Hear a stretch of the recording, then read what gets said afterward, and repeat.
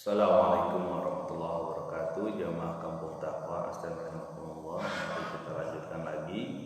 Masih di surat Al-Qasas, surat ke-28. Kemarin kita sudah sampaikan bagaimana Nabi Allah Musa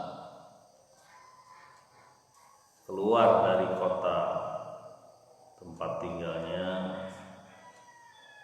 karena diberitahu oleh seseorang yang mengetahui informasi akan pembunuhan terhadap dirinya akan dilakukan oleh para penguasa kota, ya, Fir'aun dan anak buahnya.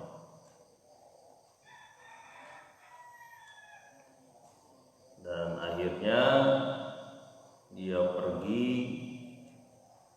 sambil menunggu-nunggu, termasuk khawatir, ya, tanpa bekal apapun, langsung berangkat keluar. Itu yang kita sampaikan kemarin. Mari kita lanjutkan lagi di ayat yang ke-22 surat Al-Qasas. Bismillahirrahmanirrahim. Walamma tawajjaha tilqa'a Madyana qala 'asa rabbi an yahdiyani sawa'as sabil. Dan ketika Musa sudah mengarah atau berada di jalan menuju negeri Madyan, lalu Musa berkata, semoga Tuhanku, Robku, menunjuki aku ke jalan yang benar. Nah, ini diketahui ternyata Nabi Musa berlari, ya, atau menjauhi kota Mesir tersebut, ya, menuju arah Madyan. Madyan itu letaknya di utara Jazirah Arab, ya, di utara Mekah Madinah, dan di selatan Sam, ya.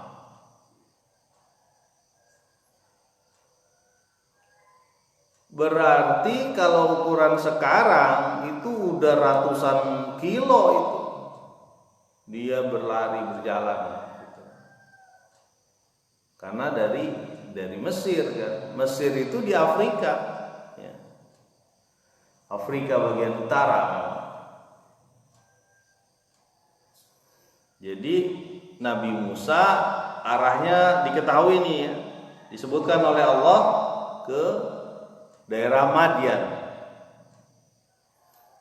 Dan itu bisa ratusan, mungkin ribuan kilometer, ya, kalau dari sekarang. Kalau ribuan kilometer tuh dari sini ke arah apa, ya, Semarang, Jogja, menjelang Surabaya, mungkin tuh jalan. Tidak punya bekal karena dia menyelamatkan diri, ya. Kebayang oleh kita ini bagaimana suasana padang pasir yang dilalui, ya. Karena kan di daerah Mesir hingga menjelang mungkin hampir ke arah terusan Suez, ya, sekarang. Itu kan yang subur itu yang di sekeliling Sungai Nil saja. Kesana-sananya ada gurun-gurun, ya. Tapi dia tetap berjalan, ya. Jadi Nabi Musa ini menuju negeri Madyan. mungkin dia sudah punya pengetahuan juga lah ya, bahwa negeri Madian ini tidak dikuasai oleh Firaun. Cuma kalau untuk ukuran sekarang aja itu memang luar biasa perjalanannya. Ya. Jauh itu berarti dia bergerak ke arah barat laut ya, barat laut, arah barat laut sampai utara kira-kira. Qala asa rabbi ayyahdiyani sawa as-sabil. Berkata Musa, semoga Allah menunjukiku ke dalam jalan yang benar. Nah, dalam keadaan pelarian ini Nabi Musa tetap bertawaju, tetap dekat dengan Allah Subhanahu wa taala dan mengatakan semoga Allah menunjuki jalan yang benar. Kita ketahui kira-kira Nabi Musa pada saat itu berusia kurang lebih ya 30-an tahun. Ini perkiraan saja karena dia ada berita bahwa sudah matang ya, baik fisik ataupun pemikiran. Dia tetap berkata dalam keadaan yang mungkin lemah ya. Tidak disebutkan dalam Al-Quran itu gimana Musa melalui hari-harinya ketika keluar dari kota tersebut. Bisa saja mungkin tidur di mana aja, nggak tahu. Mungkin makan apa aja yang mungkin dia kerja dulu atau apalah. Sambil tetap berusaha menjauhi kotanya Firaun. Tapi dia tetap dekat dengan Allah Subhanahu wa taala. Makanya dia mengatakan semoga Tuhanku yaitu Allah Subhanahu wa taala menunjuki aku ke jalan yang benar. Kita sudah tahu sekarang ya bahwa jalan yang ditempuh oleh Nabi Musa adalah menuju kota atau negeri Madian. Jamaah Kampung Taqwa Astan rahimakumullah dan siapapun teman-teman yang mendengar atau melihat siaran ini. Ayat selanjutnya ayat ke-23.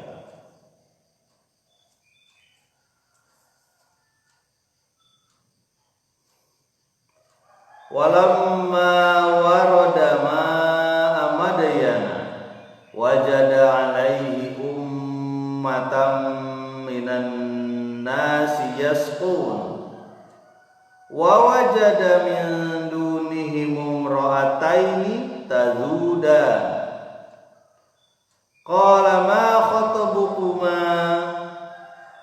qala ta'ala nasqi hatta yusdirar ri'a wa abuna syaikhun kabir. Ketika sudah sampai Musa ke sumber air kota Madian, Warodama ya, dan didapatinya ya, ada sekumpulan orang yang sedang memberi minum ternak. Memberi minum ternak, lalu didapatinya di belakang mereka ada dua wanita yang menahan ternaknya untuk tidak minumnya. Berkata Musa, kenapa kalian melakukan itu? Kemudian kedua wanita ini berkata bahwa kami tidak bisa memberi minum binatang ternak kami sampai mereka kembali. atau sudah minum terus kembali ke tempat. Dan bapak kami sudah tua. Nah, ini kita bisa bayangkan bagaimana orang yang lelah sangat ya. Musa ini kan lelah sangat ya. Ya. Udah lelah, capeknya luar biasa lah ya. Namanya ratusan kilo. Ya, mungkin hari itu dia sudah puluhan kilo dia berjalannya. Butuh waktu panjang ya, berhari-hari lah mungkin. Kalau sekarang di Google Map bisa ketahuan nih. Dari sini ke Jakarta misalnya butuh berapa jam kalau jalan kaki ya. Ini ratusan kilo, berhari-hari pasti. Ketika lelah sangat, dia menemukan sumber air. Di situ ada orang-orang ya. Orang-orang itu sedang memberikan memberikan minum kepada ternak-ternak. Berarti ada telaga atau sumur ya, ataupun sejenis empang kali itu ya, yang banyak airnya. Ada orang-orang yang mau ngasih minum kepada ternaknya. Musa melihat keganjilan. Ya. Keganjilan apa kegenapan ya? Keganjilan lah. Kenapa? Kok ada perempuan di belakang? Dua orang perempuan di belakang menahan ternak. Artinya menahan ternak itu jangan sampai ternak ikut minum ke sana. Ya. Karena ini banyak ternak yang digembala oleh orang-orang laki-laki. Nah, perempuan ini di belakang nahanin tuh ternaknya, mungkin kambingnya, ditahan ternaknya jangan sampai ikut. Kan aneh ini bagi Musa ya, yang mempunyai fitrah ya, yang mempunyai keimanan, sangat aneh ketika perempuan dibelakangin, atau bahasa lainnya ini anak-anak laki nggak punya perasaan apa ya gitu. Ada anak perempuan yang menggembala kambing kok nggak didahulukan? Kan dia lemah ya. Namanya perempuan kan lebih lemah dibanding laki-laki. Dahulukan dulu lah. Gitu. Ini orang-orang nggak punya perasaan, nggak ngerti apa kalau ibunya begitu, gimana coba kalau yang ini? Pasti mestinya harusnya didahulukan. Ibu dulu nih gitu mestinya. Ya, ladies first lah kalau bahasa kita begitu. Perempuan duluan lah, karena kan memang perempuan lebih lemah dibanding laki-laki. Ya. Kalau HOK, hari orang kerja, perempuan dinilai 0,8. Ya, ini ukuran sekarang ya. Sementara laki-laki dinilai 1, anak-anak dinilai 0,5. Hari orang kerja. Ya, jadi sehari mereka kerja itu nilainya 0,8 karena kemampuan. Makanya kalau ada orang nih kasus seperti ini ya nggak punya perasaan itu orang. Kumpulan laki-laki tak punya perasaan ketika ada pekerjaan berat, wanitanya tidak didahulukan gitu. Silakan dulu biar cepat pulang atau gimana. Kalau perlu dibantuin, gitu. Benar kan? Bu, sini bu, saya yang ngasih minum dan nanti ibu giring aja pulang. Mestinya begitu. Ini orang-orang nggak punya perasaan. Ya. Nah, itu dilihat oleh Musa alaihissalam. Dalam suasana begitu lelah, capek, hati dia nggak bisa diam saja melihat kejadian yang nggak benar ini. Ya itulah fitrah manusia yang terpelihara tuh begitu. Ya. Kadang-kadang kan kalau saya lihat ini, saya merasakan dulu waktu pulang pergi naik kereta tuh ke Jakarta. Kadang-kadang ada orang yang udah tahu ibu hamil santai aja di depan, duduk di kereta ya. Sampai ada yang negur, mas, itu dulu mas, ada ibu hamil. Ya. Kalau masih melek masih enak kita negur. Kalau masih udah tidur tuh repot. Apalagi dulu tidak terlalu ini ya, pelayanan kereta apinya belum maksimal sehingga padat penuh banget. Itu ada orang-orang yang cuek aja gitu, ada ibu hamil ataupun wanita, apalagi yang bawa balita misalnya, diem aja nggak mau ngasih duduk gitu. Ini orang nggak punya ibu bagaimana? Nah, kembali lagi ke ayat, ada rasa ketidakadilan yang dirasakan oleh Musa sehingga dia nanya sama wanita itu, dua wanita itu, ya. Ma khotabukuma, kenapa kalian melakukan itu? Kenapa engkau menahan kambing-kambing kamu tidak minum di situ? Kemudian mereka berkata,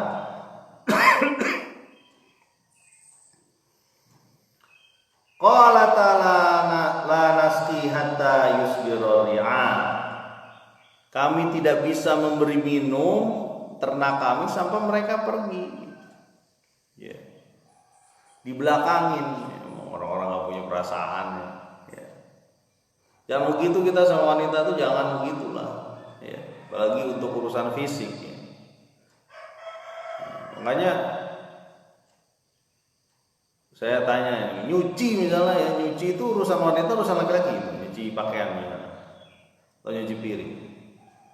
Coba saya tanya, nyuci piring atau nyuci pakaian itu urusan laki-laki atau urusan wanita? Kalau bapak-bapaknya ngomong ya wanita lah, dia kan enggak bisa begitu. Cuci baik pakaian ataupun ataupun piring ataupun mencuci sesuatu itu urusan bersama. Berbedanya wanita itu cuma dua saja, yaitu melahirkan dan menyusui. Sisanya urusan bersama. Ya, itu tidak bisa digantikan laki-laki. Sisanya urusan bersama. Masak urusan wanita apa laki-laki?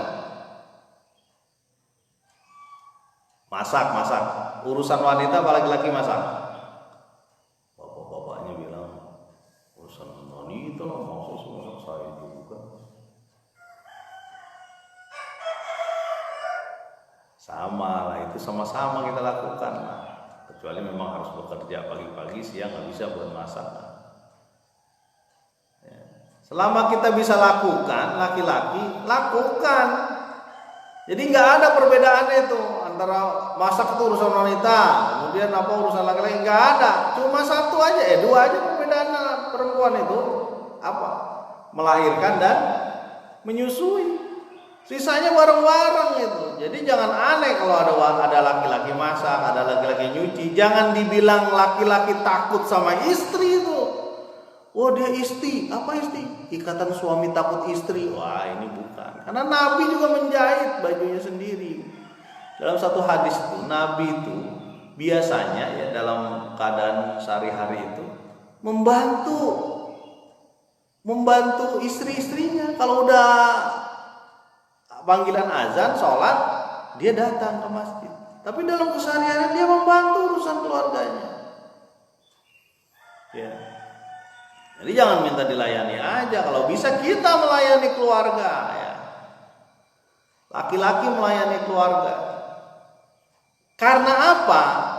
Karena jika laki-laki ikut melayani keluarga, mencuci lah, memasak lah, kemudian nyapu, ngepel dan semuanya, semua dilakukan juga, artinya juga bersama dengan istri ya. Kadang-kadang gantian. Itu akan berpengaruh pada anaknya, bahkan cucunya. Kenapa? Oh, bapak saya nggak ragu-ragu tuh kalau untuk nyuci dan sebagainya. Ada pikiran kotor lagi, piring kotor dibersihkan dan sebagainya. WC udah mulai ini digosok dan sebagainya, itu berpengaruh pada anaknya. Anaknya pasti berusaha lah untuk mengikutinya. Ya, jadi ini saya sampaikan juga karena biasanya kaum laki-laki itu superior, merasa, wah saya kan udah nggak nyari duit, lelah lah saya, tolong sediakan semua. Wah jangan kawan, kalau perlu kita aja yang ambil sendiri gitu kan. Termasuk kamar mandi nggak pernah digosok, ya. Yang gosok emaknya aja, anak-anaknya nggak diajarin lagi gosok kamar mandi. Oh naudzubillah nih, ya. Pak Arfan cerita apa sih sampai gosok kamar mandi? Nah, itu kebersihan, ya. Karena namanya kebersihan kan pengaruh pada kehidupan kita. Kalau kamar mandi bersih kan nggak licin, nggak jatuh kita, kemudian kotoran-kotoran tuh nggak nempel. Jangan salah ya, ketika kita buang air besar, itu kan wangi ya, wangi lagi, sedap gitu baunya itu. Itu sebenarnya kotoran yang menempel itu kemana-mana itu. Makanya kamar mandi itu sumber penyakit. Nah, kita bersihkan lah. Ini bagian dari menghargai semua keluarga. Kita sampai ke sini. Nah, kita lanjut ke masih ya ke sini. Jadi ditanya sama Musa ini, kenapa kamu lakukan itu? Kita nggak bisa ngasih minum Tuhan ke dia, ke mereka, ke ternak-ternak kami sebelum mereka pergi, sebelum mereka puas lalu pulang baru kita ngasih minum. Dan alasan kedua, kenapa? Bapak kami udah tua, jadi kami yang menggembala. Ya. Oh, baru saya tahu itu Musa itu. Oh, begini ya. Ini benar-benar nggak punya perasaan ya anak laki. Ya.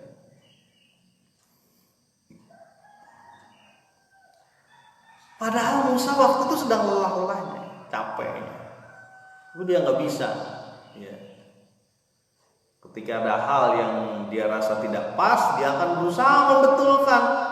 Itulah yang disebut dengan man ra'a minkum munkaran kan gitu. Falyughayyirhu biyadihi.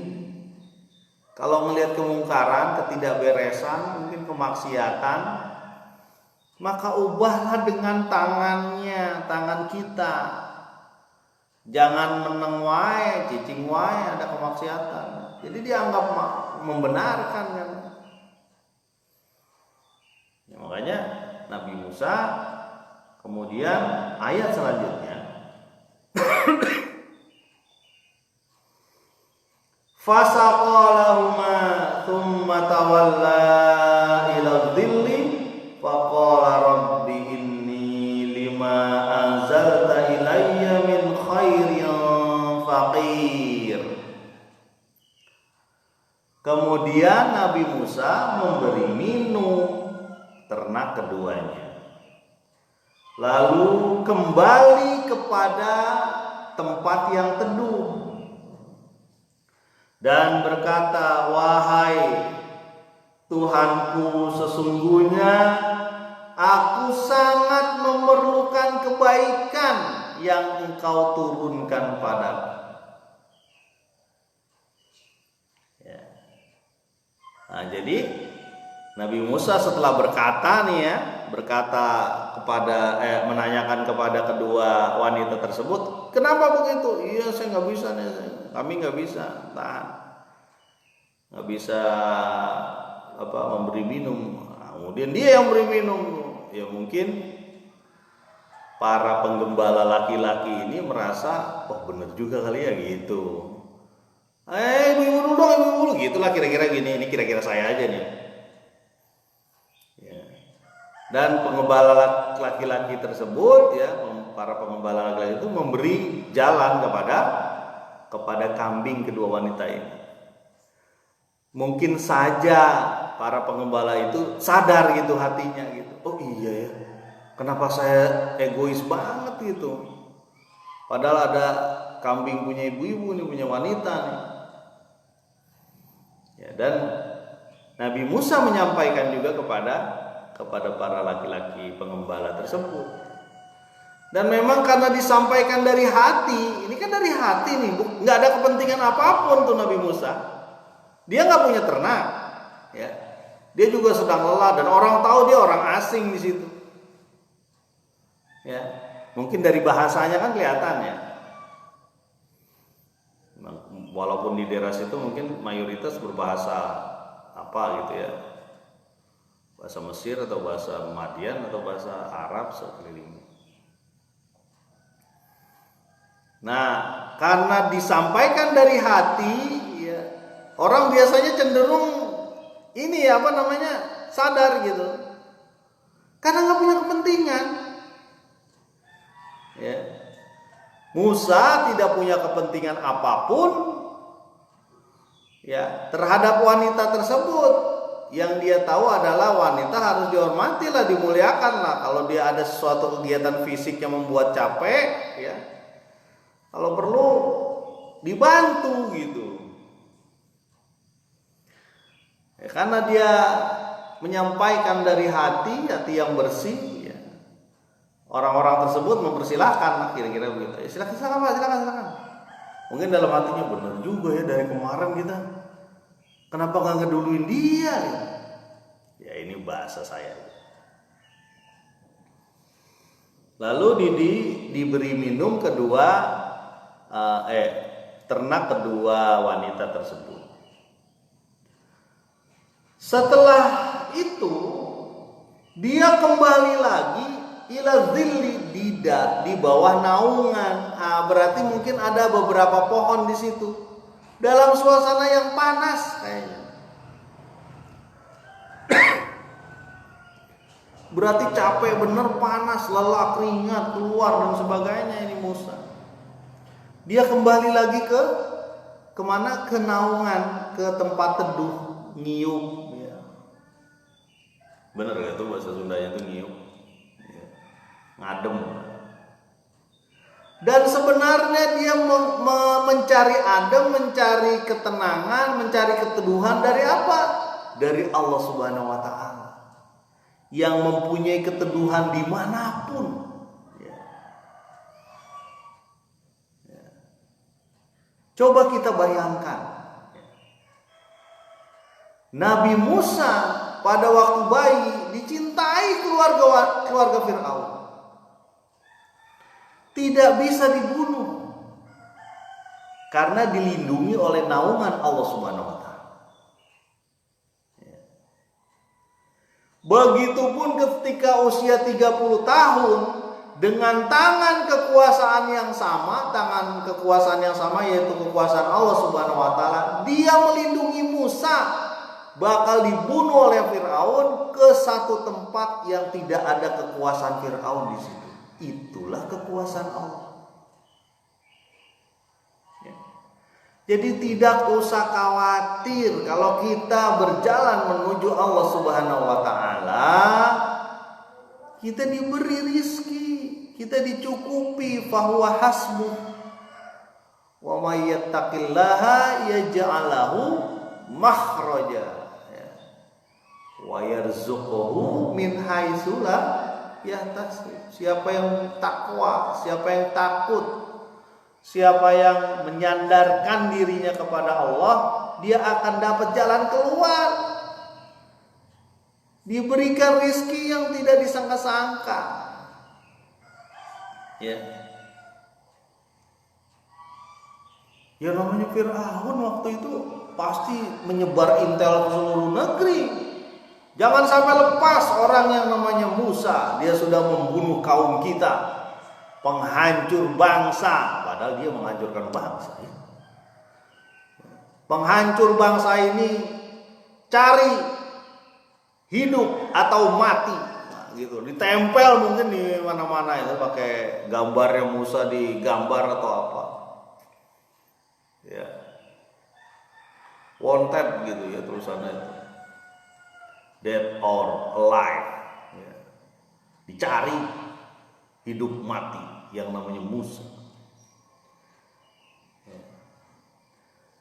Tapi diberikan jalan keluar oleh Allah Subhanahu wa Ta'ala menuju daerah Madian. di mana tangan-tangan kekuasaan Firaun lemah, tidak ada. Begitulah ketika kekuasaan Allah yang mengendalikan. Ya. Ketika bayi dia selamat. Ya. Ketika dia dewasa, dia juga diselamatkan oleh Allah Subhanahu wa taala. Kembali lagi ke ayat, dia datang berlindung di pohon, ya. Tempat teduh, kemungkinan pohonnya. Lalu dia berkata, Nabi Musa, ya,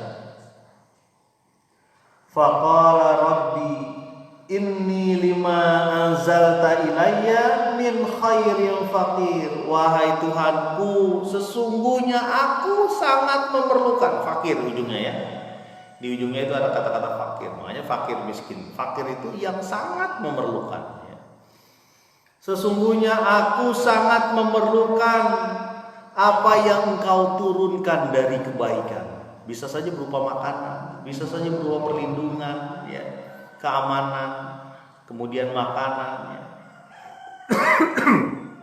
Mungkin perlengkapan hidup, karena dia orang asing, ya. Dia memohon kepada Allah setelah dia melakukan kebaikan.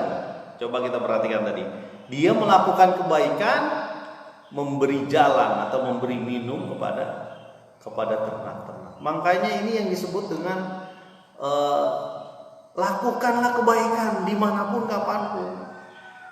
Nanti Allah yang akan balas, nggak usah takut.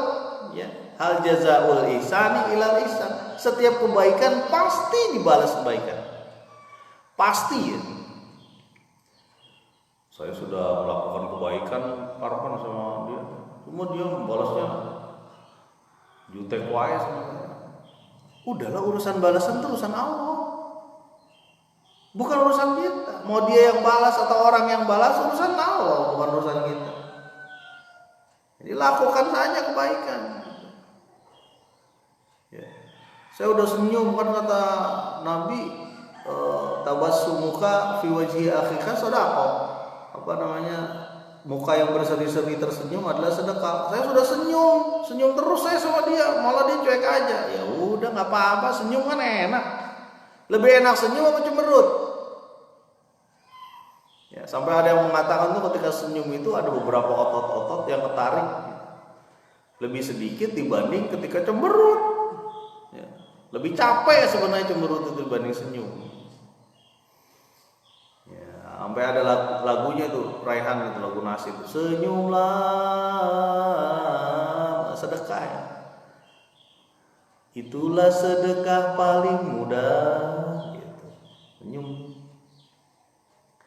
Oke, kembali lagi bahwa Nabi Musa meminta kepada Allah sebuah kebaikan, bisa berupa makanan, keamanan, dan sebagainya. Apakah doa dari Nabi Musa dalam suasana lelah, capek, ya, berteduh di sebuah pohon, sudah melakukan kebaikan pula dengan dua wanita ini dapat dikabulkan oleh Allah Subhanahu wa taala. Mudah-mudahan kita akan lanjutkan nanti. Subhanakallahumma wa bihamdika asyhadu an la ilaha illa anta astaghfiruka wa atubu ilaik. Assalamualaikum warahmatullahi wabarakatuh.